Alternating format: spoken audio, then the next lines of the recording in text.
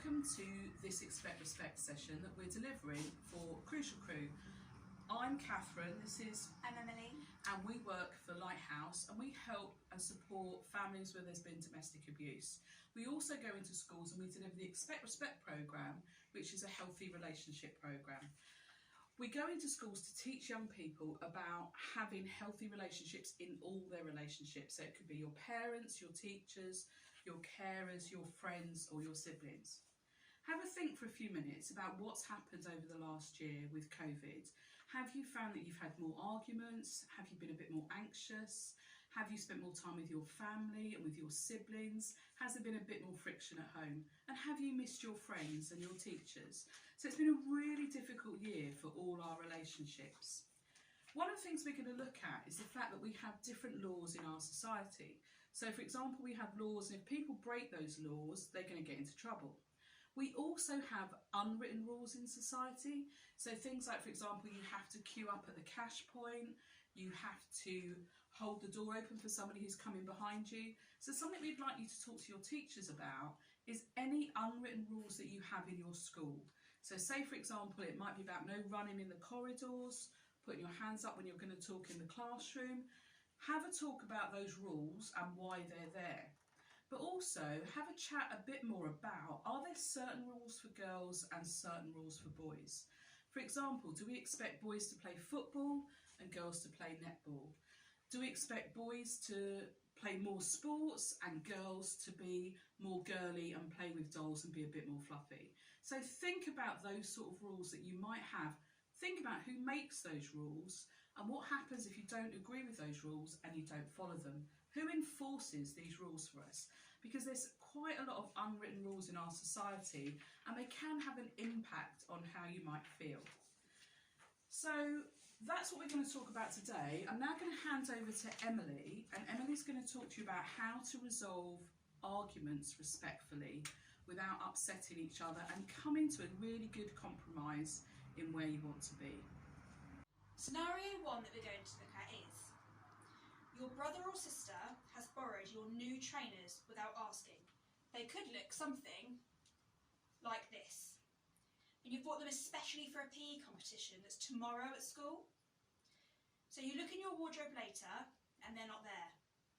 You get them back later, however, they now look something like this. And they are covered in mud. What do you do? So firstly, think about, how does it make you feel?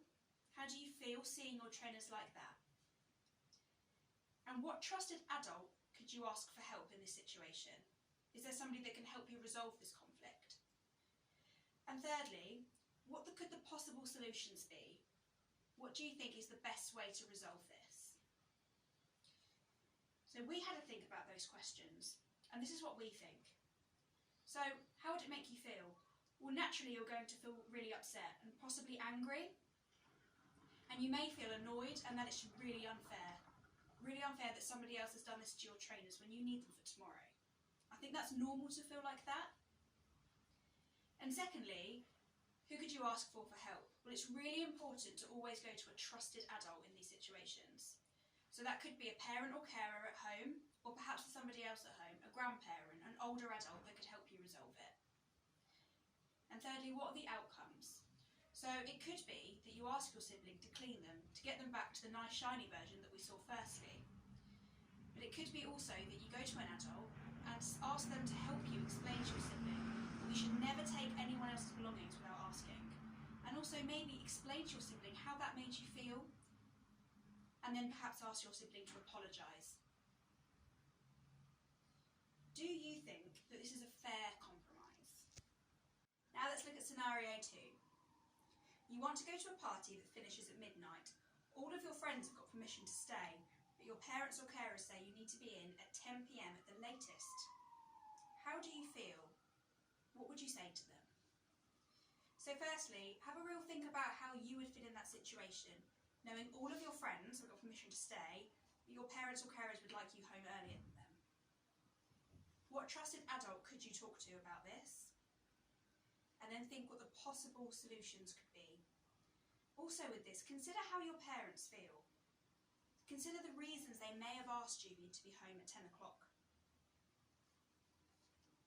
So we had to think about this, and firstly we feel it's likely you're going to be frustrated, quite annoyed, and feel maybe it's really unfair. It's really unfair that your parents say that you need to be in at 10, but your friends are staying out later.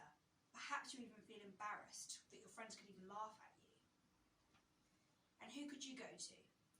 Well, again, it's really important to always go to a trusted adult, somebody that could help you with this.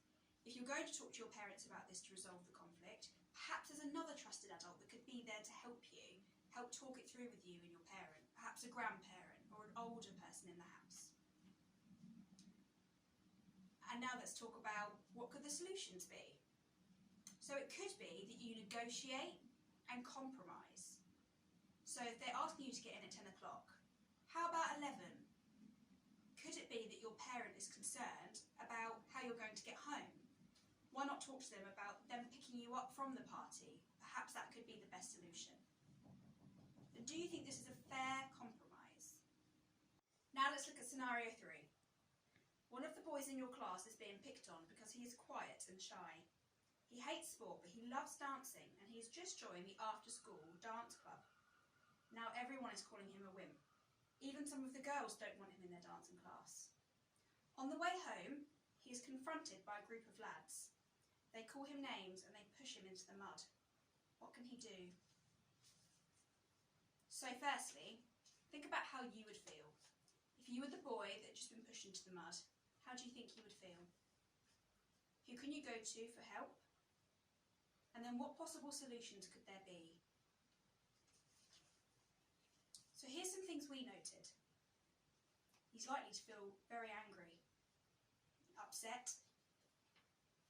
embarrassed, bullied, picked on, potentially really lonely if he's the only boy that loves to dance. Who could you go to for help? It's really important with this scenario that both the school and somebody at home understand what he's gone through. So perhaps going home talking to a parent, or perhaps going talking to the school first, who can then help you talk to a parent. But a trusted adult should know, both at the school and at home. So what are the possible solutions for this? Well, it could be that when you go into the school and talk to a teacher, you ask the teacher to help you talk to others. Perhaps there's an assembly, or the rest of the children have confronted and spoken to about how it's really important to treat others kindly and how it could make them feel if it was them. It's also really important that everybody encourages each other for what they love to do. It's also really important that we understand that everybody is different. Everybody has different interests, and we should all celebrate those differences between everybody. Do you think that would be a fair compromise?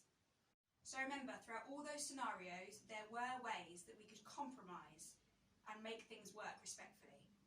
So when we're doing that, remember, we always want to negotiate, compromise, stay calm and listen to others. Always speak to a trusted adult, whether that's a parent or carer at home, or somebody that you can talk to in school. If you're feeling worried and want to talk to somebody else, there's always Childline. You can give them a call. There's also the Hideout website. And if you're feeling particularly frightened or you're really concerned and on your own, always call 999 and speak to the police in an emergency. After this session, talk to your teachers about healthy relationships. Maybe make some posters or do an assembly and show the rest of the school what you've learnt today about healthy relationships. And remember, when we talk about healthy relationships, we mean all your relationships, and they should all be supportive, respectful, they should be encouragement, and you should be kind to each other. It's really important that we have this in all of our relationships. And remember, that's what Expect Respect is about. We're just here to talk to you about healthy relationships. Thank you so much for your time today. We hope you've enjoyed the session. And if ever you want to talk to people about healthy relationships, remember to talk to your trusted adults and those other organisations that we've mentioned. So thank you again for your time, and I hope all your relationships stay healthy.